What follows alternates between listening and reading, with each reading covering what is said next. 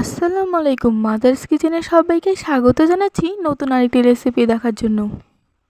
আজকে আমি বানিয়ে দেখাবো মাঠা। এই গরমে এক গ্লাস মাঠা হলে ভালোই হয়। ছোট বড় সবাই কিন্তু মাঠা খেতে ভালোবাসে। আর এই মাঠাটা যদি ঘরে স্বাস্থ্যকর পরিবেশে তৈরি করা হয় তাহলে তো কোনো কথাই নেই। আপনারা চাইলে খুব অল্প সময়ের মধ্যেই এই মজাদার মাঠাটা ঘরেই তৈরি করতে পারবেন। মাঠাটা দেখতে যতটা সুন্দর হয়েছে খেতে তার থেকে বেশি মজার হয়েছে। একবার এভাবে বানিয়ে দেখবেন, খেতে অনেক ভালো লাগবে। মাঠা বানানোর জন্য নিয়েছি 1 কাপ টক দই। টক দইটা আমি বাসায় বানিয়েছি, ভিডিও আপলোড করে দেওয়া আছে, দেখে আসার অনুরোধ রইল। মাঠাটা আমি জগে বানাবো। দিয়ে দিচ্ছি 1 কাপ টক দই। দিয়ে দিচ্ছি 4 টেবিল চামচ চিনি। আপনারা আপনাদের পছন্দ মতো চিনিটা কমিয়ে বাড়িয়ে দিতে পারেন।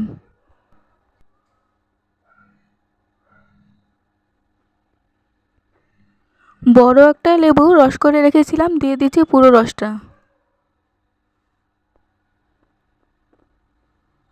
দিয়ে দিচ্ছি ঠান্ডা পানি।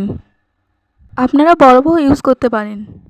মাঠাটা কতটা ঘন বা পাতলা রাখবেন সেই অনুযায়ী পানি দিয়ে দিতে হবে। দিয়ে দিচ্ছি বিট লবণ। 1 চা চামচের মতো বিট লবণ দিয়েছি। দিয়ে দিচ্ছি স্বাদ মতো লবণ। ভালোভাবে মেশাতে হবে। হ্যান্ড উইক্সের সাহায্যে ভালোভাবে মিশিয়ে নেব। ভালোভাবে মেশাতে হবে, নাহলে দানা দানা থেকে যাবে।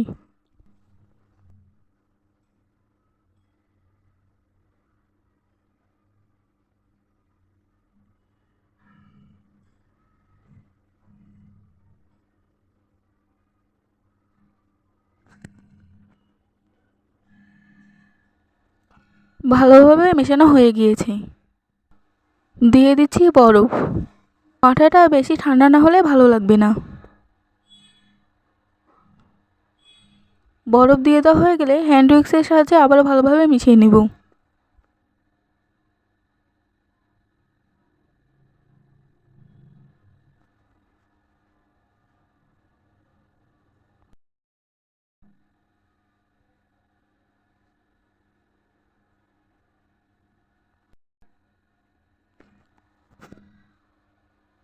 মাঠাটা তৈরি করা হয়ে গিয়েছে। 2টা গ্লাস নিয়েছি, গ্লাসের মধ্যে মাঠা ঢেলে পরিবেশন করছি।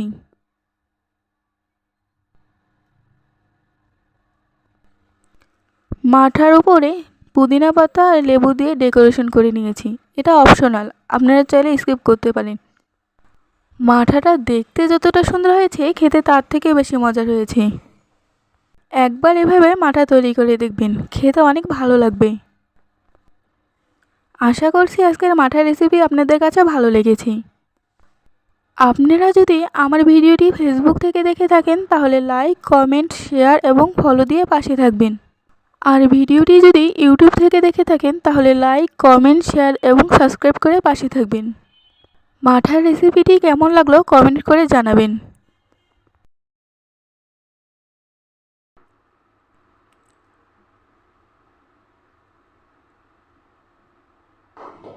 ভিডিওটি দেখার জন্য ধন্যবাদ।